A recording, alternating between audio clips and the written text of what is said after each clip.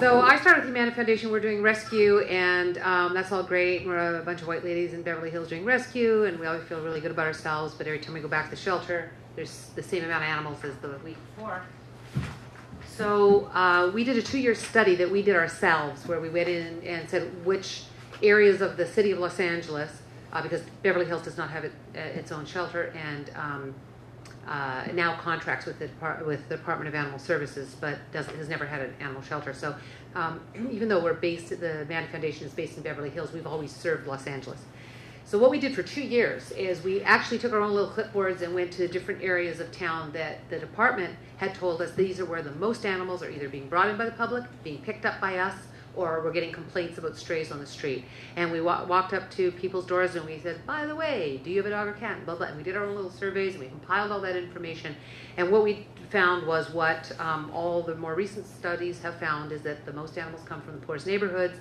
And the reason is that there's lack of education, lack of service, lack of enforcement, and lack of ordinances in most cases that aren't being enforced. So what we did was we formed a coalition in 1998 called the Coalition to End Pet Overpopulation, or CPO. And we looked at what ordinances were already on the books and decided, nobody wants to make a new law. It takes forever and politicians hate it. But if you can tweak what's already there, that's faster, easier, you can get it done. So at that time, the licensing differential was $10 for your altered animal and $25 for your unaltered animal, actually $22.50. And that $12.50 was not enough incentive for someone to want to spay or neuter their pet. So what we thought, and when I say we, I had gone out and asked Actors and Others and pet orphans and In Defense of Animals and the groups that at that time were the biggest players in the city in terms of doing animal welfare and working programs. And so we sat down and decided that between all of us we had 500 years of experience, and how could we make this bigger and better. And so we said, well, we have to take the service to the people, explain to them why they need it, and then we need a carrot and stick. We need to improve the ordinances so that we can make them do it.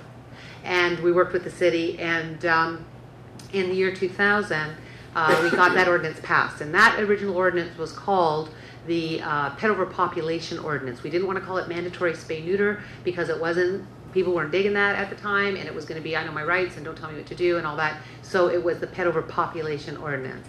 It was tweaked in 2005 and became the mandatory spay-neuter ordinance. But it originally started as pet overpopulation. So what we sold to the city, us being the CPO group, is we said to the city, we'll give you that Godfather offer. It's an offer you can't refuse. We will give you service and you will only pay 2/3 of it. And then we as a group will provide the other third of that service. So you're going to get service that you're only going to pay 2/3 for. And our idea was, and we thought we were so smart, was that we would get a mobile clinic and we would take it to the areas of town where there was no service. So even if the people wanted to comply, there was no service. Still to this day, right now, there is no veterinarian who has the address Watts, California. So you can give them all the vouchers you want.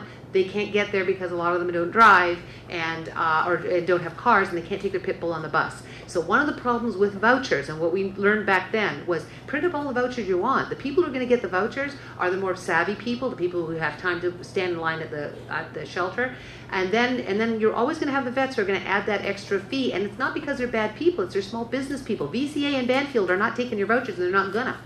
But the small businessman is, and he can't afford to do a lot of this. So it's not about printing more vouchers. And even if you get more vets to comply, and this is a little naivete, there aren't vets in the areas where your greatest need is. So the vouchers are a lovely idea, but by far the idea is getting the service to the people, and that's why we thought we were so smart in coming up with a mobile veterinary program where we'd make a hospital and take it to the service area. Then we found out a guy in Houston had been doing it for 7 years and been doing a great job, so we called him up, went to Houston, saw how he did it, started the first mobile program. And that mobile program was a coalition, okay? So that was in 2001 it got on the ground. At that time, the city of LA was taking in 76,000 animals, okay? So that one got on the ground 2001. The guy from Houston was running its spay-neuter assistance program out of Houston. Then in 2003, Sam Simon came to me and asked me to start a foundation for him. I knew him through the biz, as we say. And I started the Sam Simon Foundation, and I designed their program and created that whole spay-neuter mobile program. So I'd been involved in the first one, and then I started the second one. And that program got up and running, and in 2005, and we were doing 5,000 surgeries a year when I was running it, and we weren't doing the other surgeries that HANA is now branched out to, which is brilliant because nobody else is doing that. But we were doing 5,000 spay-neuter surgeries, and the city mobile clinic was doing about 2,500. The goal was for the city mobile clinic to get up to 5,000 as well. But the gentleman running the program was running it from Houston and going back and forth. He threw in the towel. At that time, the general manager called me up and said, Terry, if the program goes down, it won't be resurrected. So I turned the Sam Simon Foundation over to Hannah, who's still running it to this day. Did she go home? She's gone. And I went and ran the city program, the original one, and used that mobile clinic. Then in 2008, and so I started running that program. So we had the Sam Simon Foundation doing about 5,000, and we had the city program. And when I left it, it went down to about 3,700. And then the city program came up from 2,500 to the 4,000 to the 5,000 and the 6,000, and then to 7,000. And then in 2008, the Amanda Foundation got an endowment from a bequest, and we bought a third spay-neuter mobile clinic. Okay? And at that point, I turned the city program back over to Coalition for Pets and Public Safety, and they started running it on their own, and I started the Amanda mobile program. So I've had a hand in all three programs that are currently running in the city, and I know them intimately and how they run and why they run and what makes them run best, okay? And as I say, it doesn't matter about printing vouchers. It doesn't matter about how much spay-neuter as much as it matters at getting it to where the animals are coming from. And that's why the mobile programs are your most important asset, in my opinion. Because, again, you can talk about statistics about how many vouchers get turned in. But if those animals belong to people whose animals were never going to be breeding, never are running around the street, then you're not doing what your goal is, which is to lower the number of animals coming into the shelter. And that's why I so passionately believe and have put the last 30 years of my life into going to taking the solution to the problem.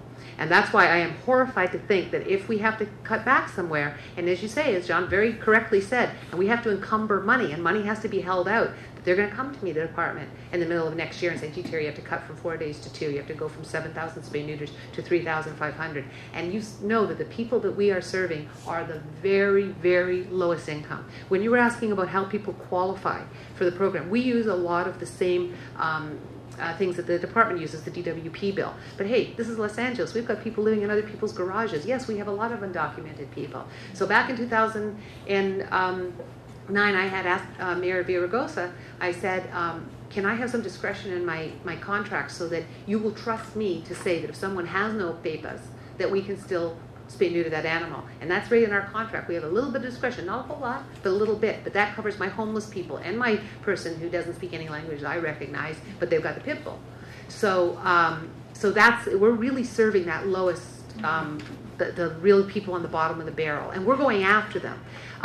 What I wanted to point out to you is that with the mobile programs, our program is completely free, okay? So you've got ours, the Sam Simon Foundation, and you've got Spay for LA.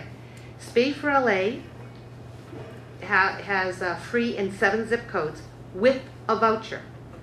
They don't do free, just free, it's free with a voucher. So you have to know how to access that voucher, okay? And even though the zip codes that they're targeting, the South LA zip codes, are the zip codes of highest density in terms of animals coming in off the street, that's with a voucher.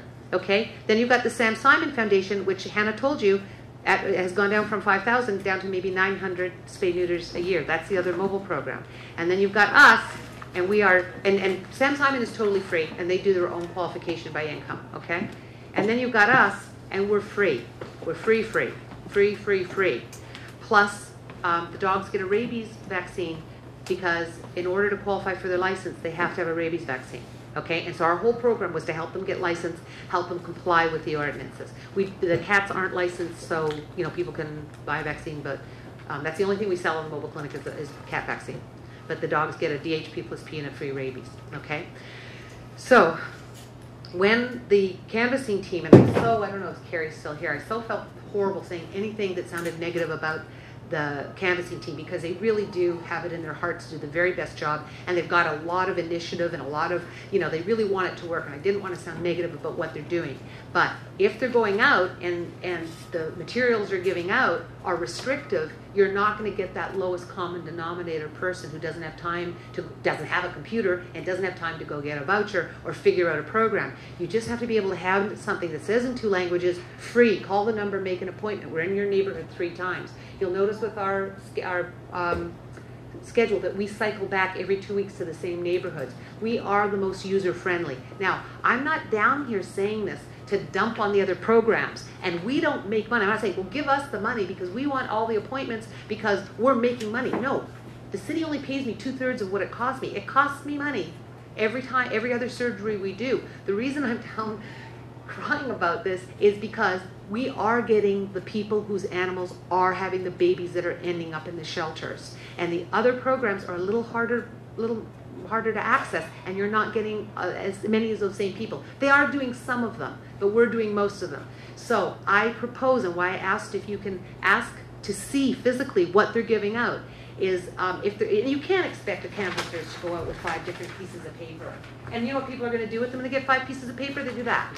You know, so what I propose is that there be 1 piece of paper, have our thing right out there, so that when people, when they go to a canvas house, they go, here, this is for free. And then on the back, have all the other people, and on the bottom, say that this is the law, and give people 1 piece of paper in a pretty yellow color. You know, but I really hope that you will ask to see a written policy of what are people saying, just like a little script, if you're a telemarketer. What is it they're actually saying to the public? And is everybody hearing about the breeder's license as well? And then are they given just 1 source of equipment, 1 source stop shopping? We answer our phone 7 days a week. We have Spanish speakers every day on the mobile clinic. We call people back. If they say they can't be called till 10 o'clock at night, we call them back. The Mission Hills shelter says on their outgoing announcement, they don't answer the phone from Saturday at 6 o'clock until Tuesday morning. A lot of people, the weekend is when they make these arrangements because that's when they're home. So I'm saying we are the most user-friendly item. So I told you, I started to say that I've gone to the 2 shelters so far and spoken to the staff, and I'll reiterate that most of the staff I didn't find 1 staff member who knew what the different mobile programs were. Most of them thought there were 2 or 1, and they all thought they did the same thing. I didn't find anybody who knew. So we really need to get the information to the actual employees. And again, I'm going to go to East Valley. I'm waiting to hear about an appointment. Been playing a little phone tag for East Valley and East Valley and San Pedro are the next ones I want to do, and then I'll do West Valley and West LA because they have a little less need. But I will go back, and I'll go back until I talk to everybody. But that your employees of this department are not aware of what spay-neuter opportunities are available, and if they're not aware, there's no way they can be telling the public. So I wanted to show you, this was a campaign that we did a number of years ago. And I don't know if you guys can't see it. But this one says,